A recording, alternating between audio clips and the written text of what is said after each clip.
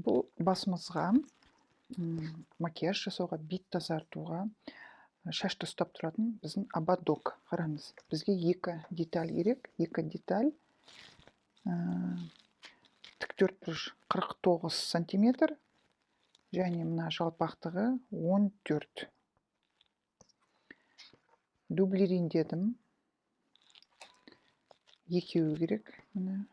Және бізге резинка. Дәл бұндай жалпақтық болмаса да, қандай жалпақтық бар үйде, сондай жарай береді. Менікі 15-те 4 екен. 15-те 4.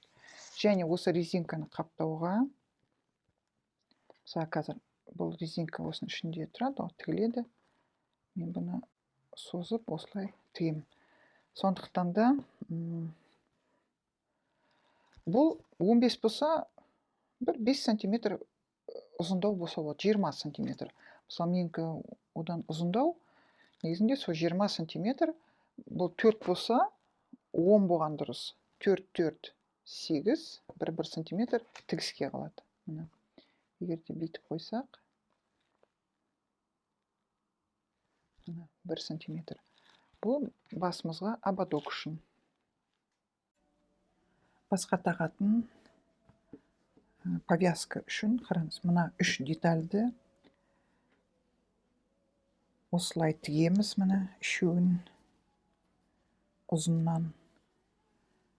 Мына осылай, мына басынан аяғына дейін, мына үшеуін тігеміз. Тігісін өтектеп жіберіп, аударып аламыз үшеуінде. Мына осылай. Мынаған резинка. Ішіне тереуішпен кіргіземіз.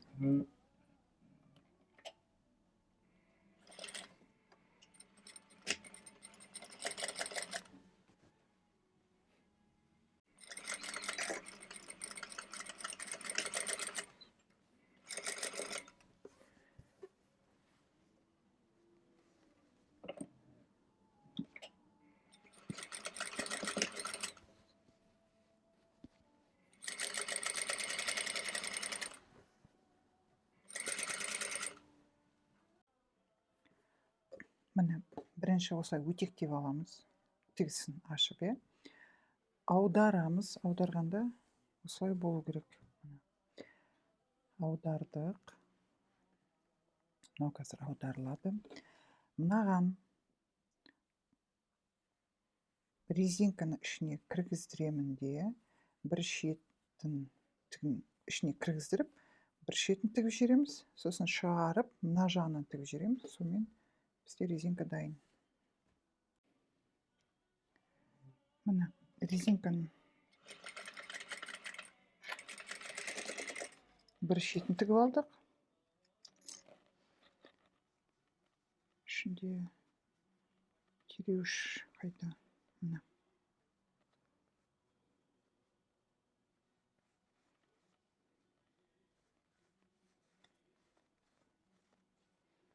Осылай.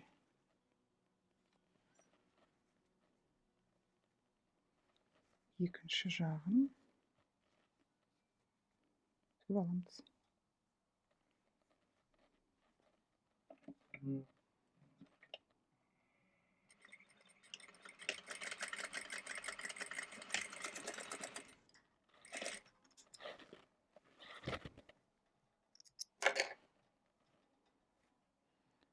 Дайын тұр. Енді қараңыз, мына тігіп қойдым екі шетін.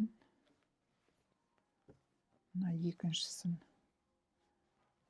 осыған кіргіздіремін. Міне 10 жағы бар, ол өткен бұны машинамен тігіп жіберемін. Істеп. Көріңіз, шамалы бір-біріне осылай кіргіздіріп жіберемін.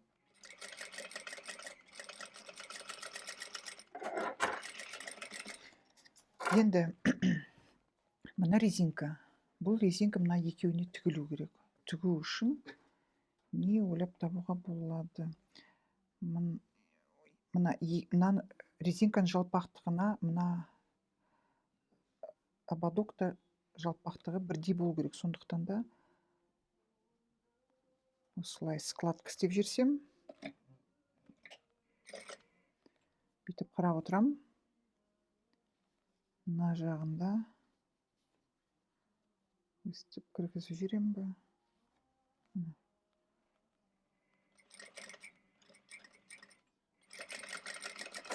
Осылай.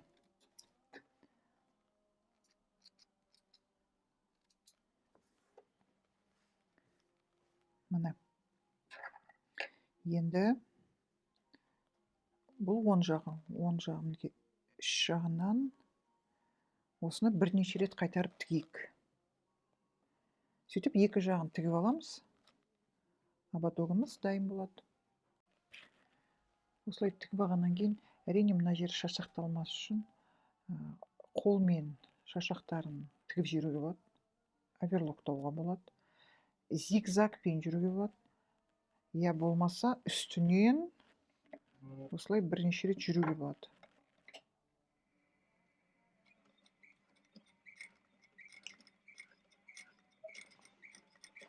Тағы да бір жолы бар. Резинканың ішіне кіргізіп жүруге. Қазір көреміз. Екінші жағына солай істеп көремін.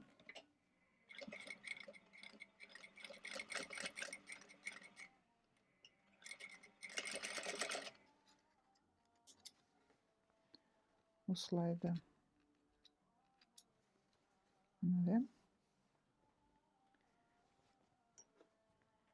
Енді екінші жағын.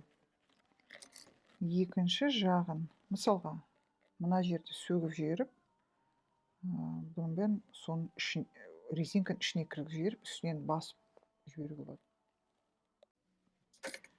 Ол үшін қараңыз, мына жердегі жібін сөгіп жібердім. Енді осылай шамалы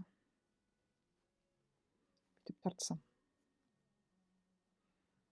Қазір түсіндіремін үшін. Қайтадан булавка қыстырып қойдым мұны. Ішіндегі резинкам ішіне кіріп кетпес үшін. Сосын мына матасын шамалы ішіне осылай кіргізіп жіберсем.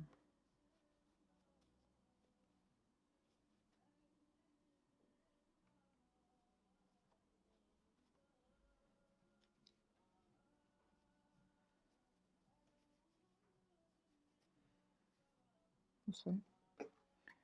Ал мынаның бәрін жинап осылай осының ішіне кіргізсем. Мына қараңыз, қандай таза, әдемі болайын деп тұр. Осы әдіс дұрыс екен. Жаңда резинканы да жауып жүреміз осылай. Жаңағы екінші жағыма, бірінші жағына қарағанда, мына әдіс маған ұнап тұр. Қалың, енді амал жоқ, өстіп жаймендеп жылжимыз.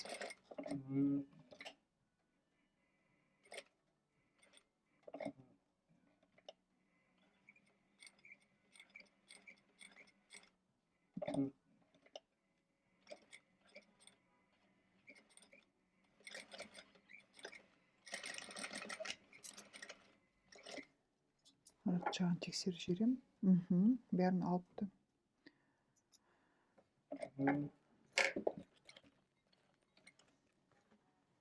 Өте ыңғайлы екен.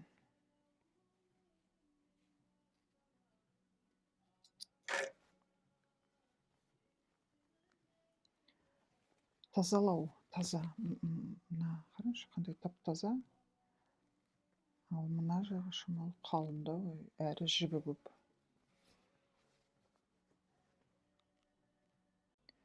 Енді қараңыз, мына ободокта мына жер бүйтіп ашыла бермес үшін.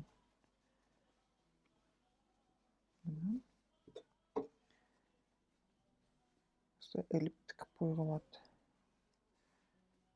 Мына жоғарғы жағынан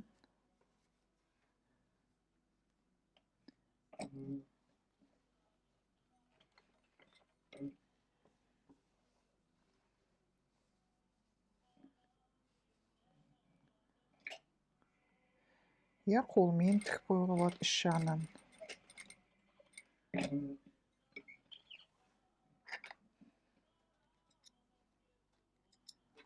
Осылай.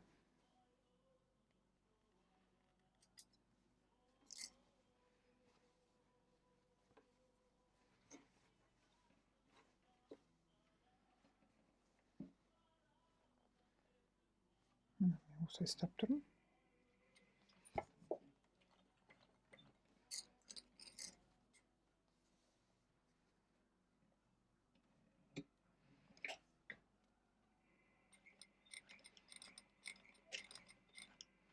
Мен іліп